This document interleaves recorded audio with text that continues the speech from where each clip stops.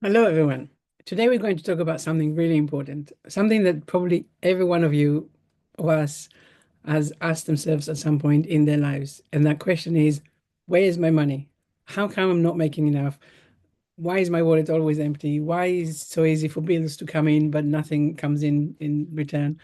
And these kind of questions. And yesterday or the other day, I was talking with someone and it came to life so brilliantly. And I thought, I'm going to report back. I'm going to share this with you, and I'm going to use that to help you think about why you don't have the money that you want in different ways.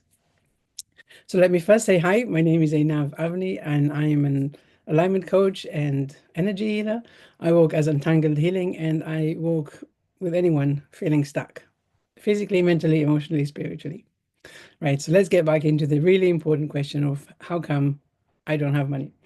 So this woman was talking to me about how she was in a really, really bad spot because she she moved to a different country and she was using all of her savings, and now the savings were running out and there was nothing coming in. So she had no job. She was only using her savings and there was no prospect of new job or new money coming in. The problem really, as far as I could see, was that she now was very impatient because she has done so many different things in the past. She managed to get herself into a mindset that says basically the next job that I'm going to do is the one that is going to be the one. So without realizing for herself, she was actually putting herself under a lot of pressure. And what that causes is for her to do nothing. So not being able to get out there and, go for interviews or look for opportunities, and also not doing anything that she already has, because now in unknowingly, subconsciously, she's in a place where she basically says, I need the best job, I need the right job, and if it's not that, then I'm not doing it, in a sense. So without realizing, she really pushed herself into a corner and was really living in fear. So this was really interesting for me because she came because of money problems, and she believed, probably also rightly, that she has a limiting belief around, I'm not deserving to make money, or money is evil, or if I make it, who will I be? This kind of fears that we all have in some way.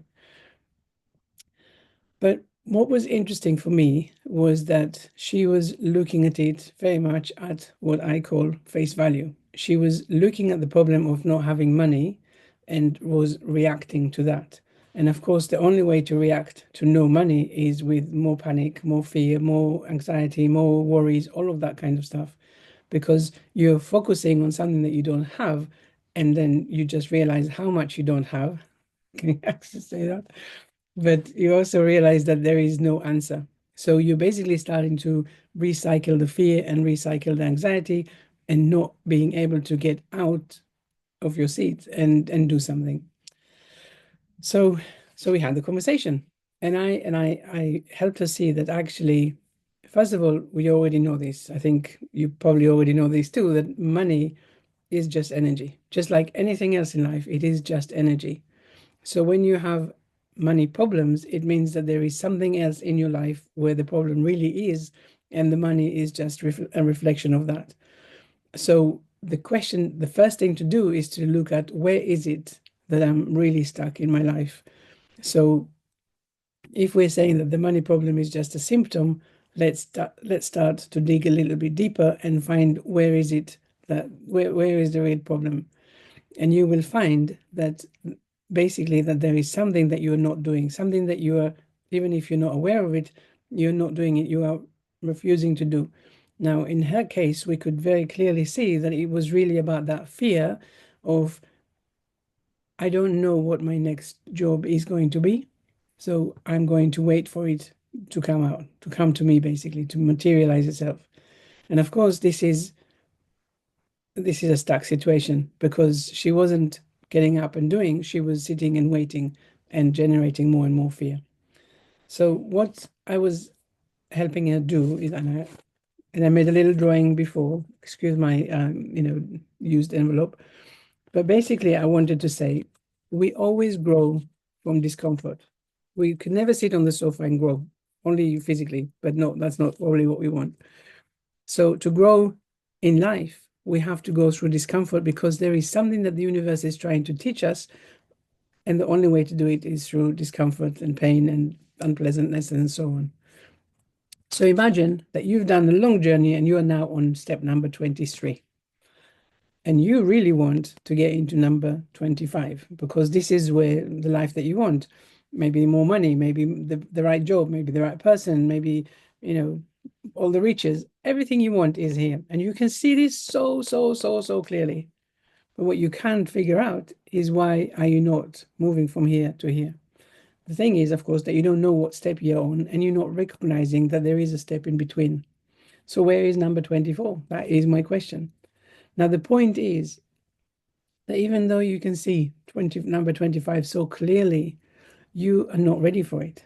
There are some things around here, around number 24, that you are meant to learn, discover, appreciate, explore, learn from, all of these things. So number 24 is a question mark, clearly, because really you have all of these different things that you need to go through before you can jump into number 25. So basically the universe says, yes, I want to get you into number 25. This is your path. This is where you're meant to be. This is where you're meant to go. So absolutely, I am pushing you in that way. But where are you on this step? Because you haven't done not this. I can't. You're not ready. Basically, if I moved you from 23 to 25, you don't have all the tools, all the lessons, all the messages, all the make up the foundation that you need in order to be in 25.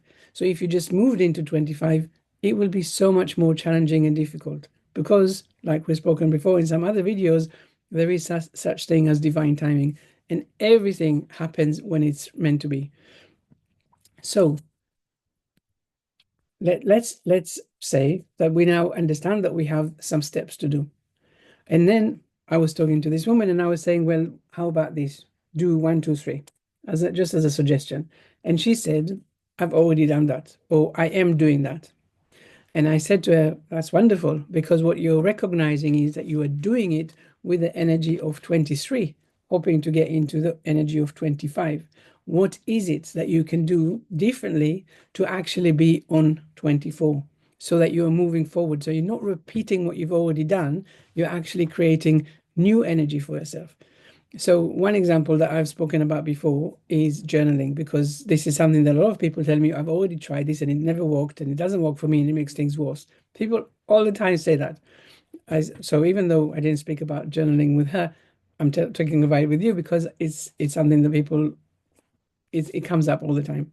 So with journaling, for example, if you are in level 23 and you do your journaling and you're writing your stuff down and all of that, and then you're paying attention that it's not working. Now we know that if you want to move into the next level, you need to do, it sounds a bit silly maybe, but you need to find where you are stopping yourself in the way that you're doing your journaling. So are you just going through the motions? Or maybe are you really leaning into it? Are you allowing yourself to be vulnerable and really put down your fears, your frustrations, your limitations, your all of these things? Are you leaning forward? That is the question. So if you always do what you've always done, you're always going to get the same results. And this is not what it's all about. You're never going to get forward by doing things that will take you backwards or keep you in place. So whatever it is that you are trying to do at the moment, try and add it to the next level. You know, it's like when I was doing my master's in my exams, because I haven't got a bachelor's degree, I because of industry experience, I was accepted to a master's degree without having a first degree. And so I didn't know how to write answers for exams. And so it took me a whole semester to realize what is wanted in the master's experience of writing exams answers. And I understood that I wasn't just expected to write the answer. I was also expected to give an example and also, if I could, also give an argument maybe against or something that will support this evidence or bring something from another source to really expand on that answer. So this is exactly that, because if I was always doing my answer, I would be done with, one paragraph, because this was my mindset. That was how I did things. But slowly, I figured out that actually to get the marks that I was hoping to get, I needed to do more. And this is exactly it. Damn, that's a good example. So if you want to move from 23 to 25, you have to lean forward and start doing things in a different way. Now, returning to the question of money and stuff. So there are definitely some things that you can do already that will even generate a little bit of money, because that is already the energy of generating. Also, you need to stop thinking that you have all the answers, because you don't. You don't know. If you, go and walk in a coffee shop, you might end up having a conversation with someone that will change your life. Maybe they have a great idea for a business. Maybe they think, oh, you are the perfect, I don't know, film star for my business, or for my movie. Or, maybe they will talk to you about another opportunity, or maybe they will end up being your person. I don't know. But basically, when you are sitting still and you're waiting for the perfect thing, you create procrastination, right? You're creating more fear, you're creating more not doing. And this is, again, not doing energy ends up in not having energy. So the question is really to look at the point is to look at what it is that you're not doing and do it anyway. A lot of the time you will find yourself talking to yourself about things like, oh, it will never happen, or it's not good enough, or I'm tired of trying new things, or I've already done this. You will say all of this nonsense, but this is just your negative voice trying to keep you in place, in your comfort zone.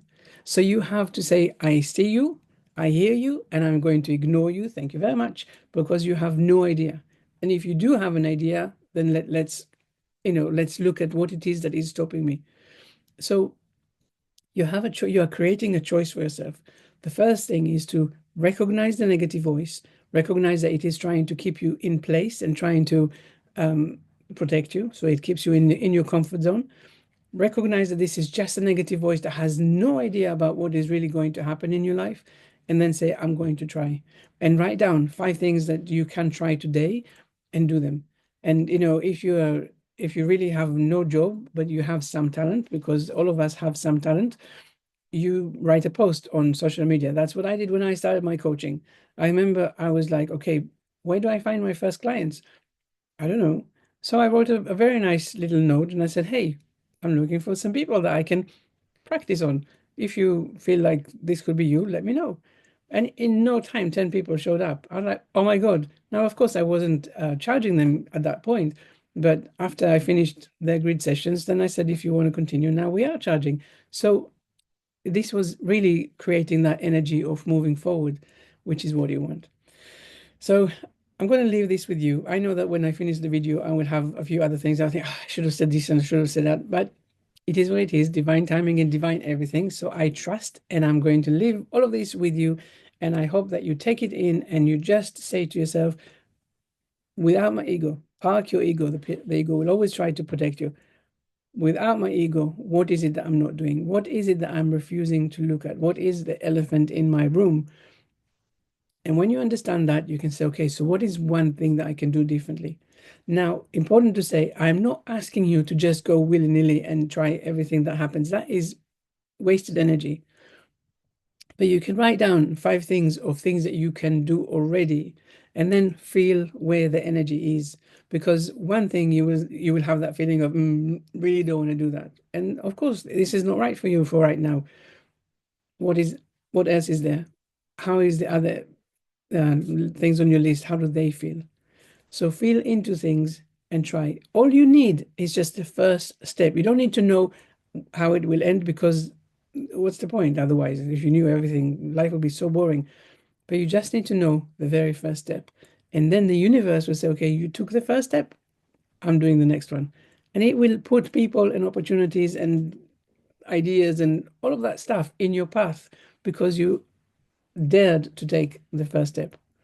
So I hope this is helpful. If you have any questions or comments, please do comment or like or share or subscribe or whatever it is that you need to do. Please do it and we can have a conversation, and that would be awesome. Have a wonderful day with lots of insights, and I hope that your wallet fills with money in no time.